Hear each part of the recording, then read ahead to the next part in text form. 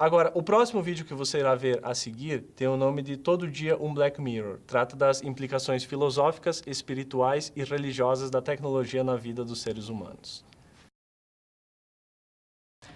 O historiador israelense Yuval Noah Harari, ele escreveu em 2016 um livro Homo Deus, Uma Breve História do Amanhã, que ele desenvolve um conceito que já existia chamado dataísmo.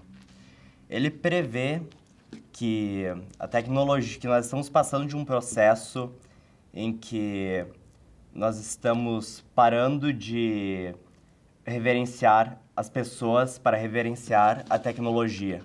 Isso porque a tecnologia ela está se tornando cada vez mais presente na nossa vida, a ponto de nós sermos dependentes dela e não podermos sobreviver sem ela. A tecnologia permite hoje que coisas desde que irriguemos os nossos campos ou purifiquemos nossa água até nos comunicarmos em nível global ou acessar a conteúdo midiático online, como nós fazemos frequentemente hoje.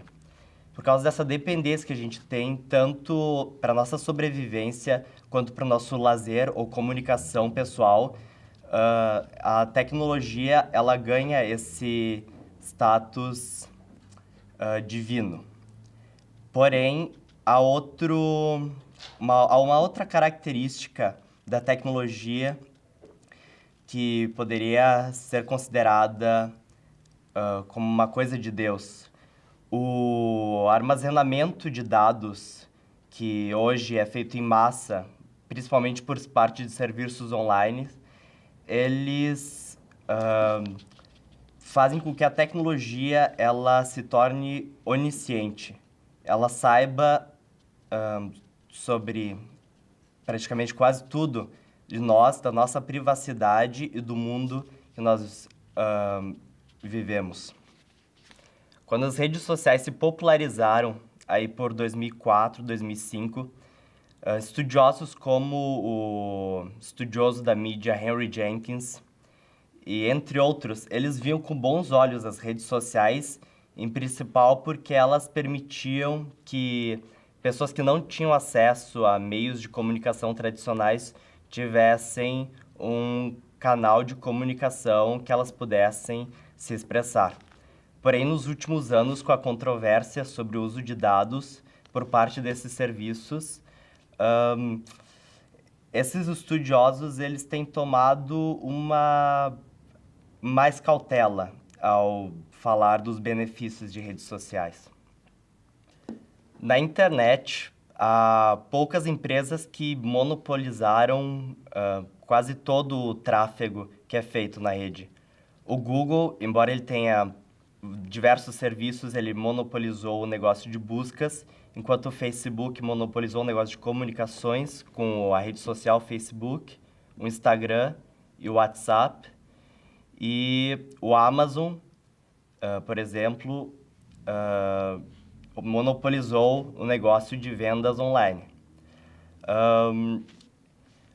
Existem outras plataformas que elas são grandes, no caso da Wikipédia, só que por ela não ter fins lucrativos, ela não detém o poder econômico e, consequentemente, não detém poder político comparado ao que essas outras 3 empresas detêm. A tecnognose nada mais é que a associação entre a tecnologia e a religião. A tecnologia tem ajudado cada vez mais a desmistificar o mundo, forçando as redes simbólicas ancestrais a abrirem um caminho para os confusos e seculares planos de desenvolvimento econômico e progresso material. Não muito tempo atrás, a gente era meio que obrigado a viver uma vida mais limitada. O que isso quer dizer? A gente não conseguia associar, por exemplo, o sintético e o orgânico no mesmo espaço, o ambiente real e virtual, o local e o global, a informação e o conhecimento. A gente sempre conseguia trabalhar ou com um ou com o outro. Segundo Eric Davis, ele diz que um dia será possível extrair a mente de uma pessoa e alocá-la em uma máquina. Com isso, o ser humano, que não seria mais um ser humano, ele se tornaria, na verdade, um Deus híbrido, ele teria total controle com o próprio destino dele. E ele teria um tempo de vida ilimitado. Nós vamos falar sobre realidade simulada. É um assunto complexo, porém, um exemplo clássico que pode ser visto é o filme Matrix, que trata muito bem sobre realidade simulada, onde seres humanos são colocados em uma simulação, onde elas não conseguem diferenciar a realidade do que elas estão vivendo dentro de uma simulação. No exemplo da Matrix, uma civilização mais evoluída é o que tem controle sobre a simulação, e essa é a teoria mais abordada quando se fala de realidade simulada. Um pensador clássico sobre o assunto de vivermos em uma simulação é Platão. Na alegoria da caverna de Platão, escravos são colocados dentro de uma caverna, virados para uma parede em que apenas a realidade que eles conhecem são as sombras projetadas por uma fogueira que eles nunca viram atrás deles. A suposição na teoria é que caso um escravo venha se libertar e conhecer o mundo exterior, as coisas que ele veria, as interações com outras pessoas e animais seriam uma coisa tão além da realidade dele que ele voltaria para a caverna para o conforto da própria realidade. Assim como se nós estivéssemos vivendo dentro de uma simulação, seria muito mais confortável mantermos no ambiente que nós estamos, além de nós descobrirmos o que está além de nós. Baseado nos possíveis motivos de uma civilização superior querer realizar uma simulação, poderiam ser, como as apresentadas por Nick Bostrom, um professor americano, no seu artigo Estamos vivendo em uma simulação no computador, traz algumas teorias para por que uma civilização mais avançada criaria uma simulação desse nível, uma simulação tão avançada quanto uma vida inteira num universo virtual. Um dos possíveis motivos poderia ser que eles gostariam de ver como é que uma civilização anterior a deles se comportava. Também poderiam simplesmente ser parte de um jogo de computador muito avançado. E dentro desse jogo em que nós vivemos, nessa realidade simulada, ainda temos a nossa própria oportunidade de jogar jogos de simulação de outras vidas. Alguns exemplos de jogos mais antigos seriam The Age of Empires, The Sims, Civilization, que são jogos que tu controla uma civilização inteira virtual. À medida que os gráficos avançam, fica cada vez mais difícil da gente distinguir o que é real e o que não é real. A inteligência artificial já está assumindo pontos em que o comportamento já se torna muito parecido com o do próprio ser humano e fica cada vez mais difícil de tu diferenciar um personagem virtual do que um próprio jogador dentro de um jogo online. Tomando o exemplo da realidade virtual, tudo que tu vê à tua frente para ti é real, por mais que tu possa se convencer que não é uma coisa verdadeira, que não está realmente ali, teus sentidos, tua mente vão agir como se fosse uma coisa real para que tu possa participar daquele mundo. E quando tu está na realidade virtual, tudo que está na tua frente é real. Tudo que está na tua frente é o que tu está vendo, é o que tu considera existente. E assim como tudo que está atrás de ti, quem sabe não realmente esteja ali, algo que não esteja realmente renderizado. Pode ser uma coisa que quando tu não está olhando, não exista. Quando alguém vai na sua casa, como é que eles chegam lá? Basicamente, eles saem da casa deles, eles se locomovem e do nada eles chegam depois de um período de tempo na tua casa. Tu não vê eles saindo, tu não tem como ver eles se locomovendo, simplesmente eles falam que estão saindo e em algum momento depois eles chegam. Isso vem na questão da renderização parcial, de tu renderizar apenas aquilo que é presente na tua realidade, aquilo que tu enxerga e aquilo que tu interage. A teoria do solipsismo trata de você ser único para o ambiente que tu está vivendo. As coisas que acontecem ao redor de você existem apenas para você. Isso atualmente também é conhecido como teoria do jogador, onde as outras interações não precisam existir nos ambientes que você não estiver convivendo. A única coisa que você vê como real é o ambiente que você consegue ver. As coisas ao redor, além da sua visão, não são renderizadas e não existem para ti. Elas só existem a partir do momento em que você está entrando em contato com ela ou interagindo.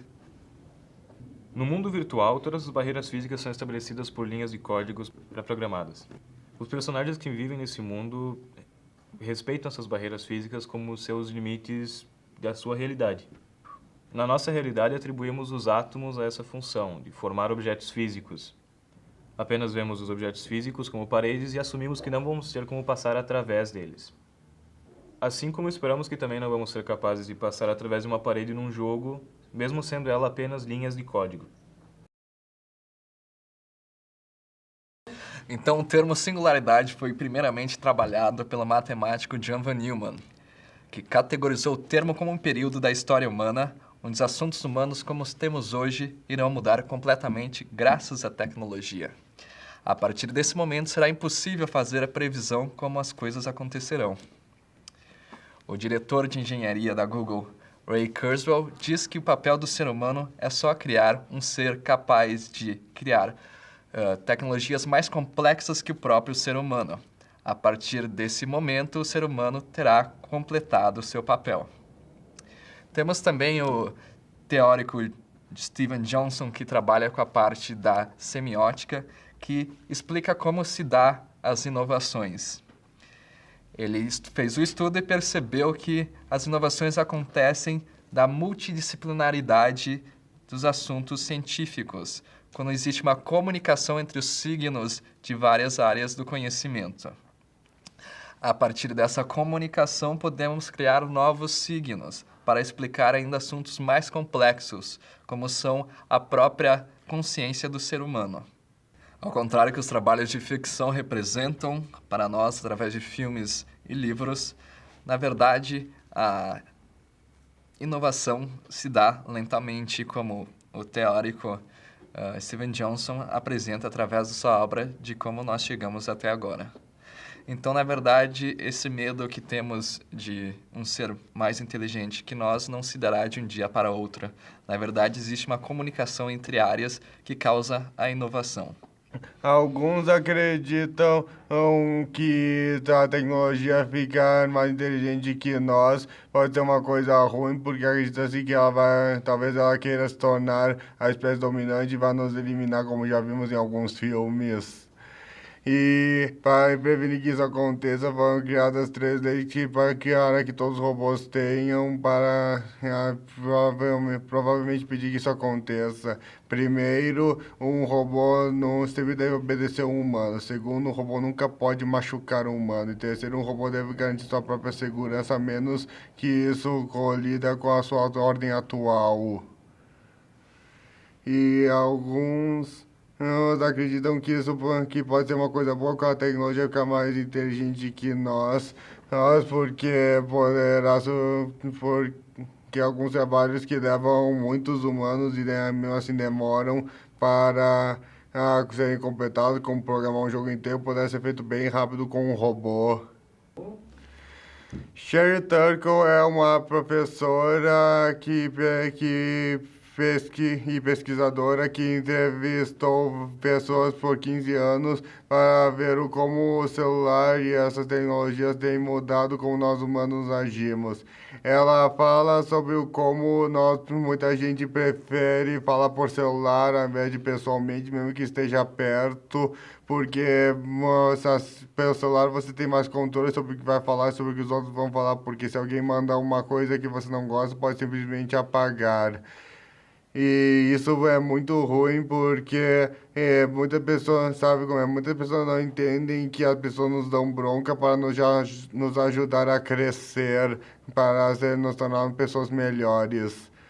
E a Sherry Turkle também tirou uma foto da sua filha e 2 amigas dela no mesmo quarto, só que não conversando, mas sim no celular, ao invés de conversar pessoalmente. E ela também fala sobre como muitas vezes nós mexemos no celular, trocamos mensagens, fazemos compras no meio da sala de aula, durante reuniões, até mesmo durante um funeral, que eu considero desrespeitoso ao morto. Tá, a Sherry Turkle também fala sobre como talvez um dia invente um aplicativo que torne o celular um companheiro, que substitua um companheiro de carne e osso. Ele falaria com a gente, nos confortaria quando estivéssemos tristes. Ela falou sobre isso ao ter visto uma mulher que perdeu o filho ser confortada por uma foca robô. A foca confortava ela, piscava tudo e fez a mulher se sentir melhor. Muita gente achou isso o máximo, mas não deviam achar o máximo, porque a foca é um robô, não tem emoções, não passou pela vida, não sabe o que é a morte. Então ela não devia poder confortar o humano se não tem essas coisas. Paul Virilon é um arquiteto, filósofo, crítico francês. Ele escreveu o livro A Bomba da Informação. Ele escreveu o livro A Bomba da Informação. Ele define a era da informática como algo perigoso, que nos leva à perda de noção de realidade, quebrando distâncias e territorialidades. Mas ele não sugere a ruptura com tecnologia, e sim a educação para que seja utilizada de forma civilizada.